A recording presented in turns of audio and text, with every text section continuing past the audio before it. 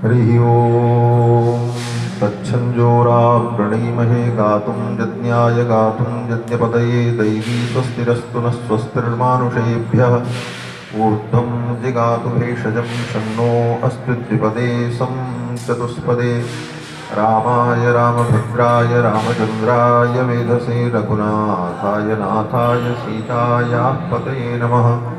वसुदेवसुतं देवं कंसचाणूरमर्दनं देवकी परमानन्दं कृष्णं वन्दे जगद्गुरुम्।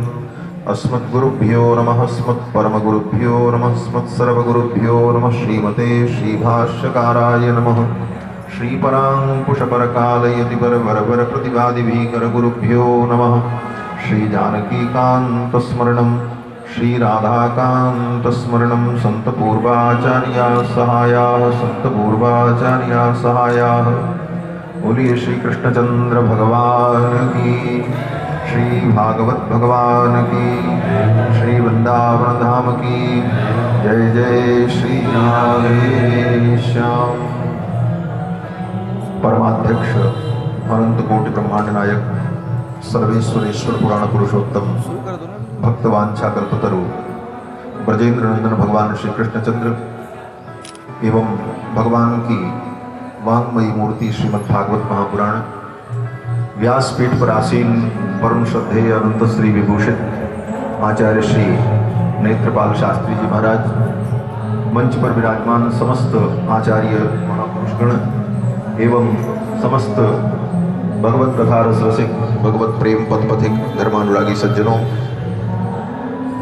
हमारा आज महत सौभाग्य कि पूज्य आचार्य चरण की सन्निधि में बैठकर श्रीमद् भागवत के इस दिव्य आख्यान को सुनने का अवसर प्राप्त हुआ।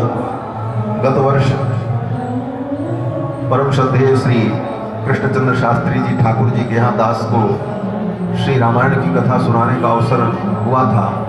उस समय आचार्य चरण का आशीर्वाद प्राप्त हुआ था और आज भी हम इसी भाव से आए हैं कि ऐसे महापुरुषों का आशीर्वाद हम जैसे दासों को प्राप्त हो। और पूज्य आचार्य चरण ने भी कहा कि आज भी उस प्राचीन परंपरा को ऐसे महापुरुष जीवित रखे हैं जिससे हमारा सनातन धर्म सुरक्षित है। बाकी कथाओं का क्या स्वरूप है, क्या स्थिति है और सुनाने वालों की क्या योग्यता है, क्या क्षमता है और उनके संस्कार क्या हैं, इन सारे विषयों पर विचार किया जाए तो भगवान के चरणों में प्रणाम करके ही मन को शांति मिलती है।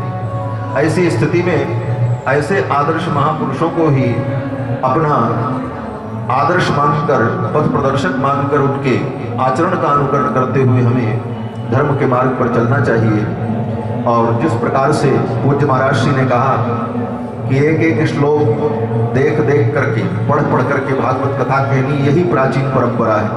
आज से लगभग 25 वर्ष पूर्व बक्सर में पूज्य मामा जी ने दास को यही आदेश दिया था। उनके यहाँ कुछ कहने का अवसर मिला तो उन्होंने कहा, बेटा कहीं भी भगवान की चर्चा करना, रामायण की कथा, भागवत जी की कथा, तो ग्रंथ को सामने रखकर और ग्रंथ को देख करके। ये परंपरा अत्यंत विशुद्ध और पवित्र परंपरा है। इससे बड़ा लाभ भी मिलता है कि नए नए भाव उसी समय भागवत जी की कृपा से प्राप्त होते हैं और श्लोकों का बार बार अनुवर्तन होने से स्मृति भी दृढ़ होती है और इस प्रकार से ग्रंथ के प्रति आस्था भी हमारी दृढ़ होती है।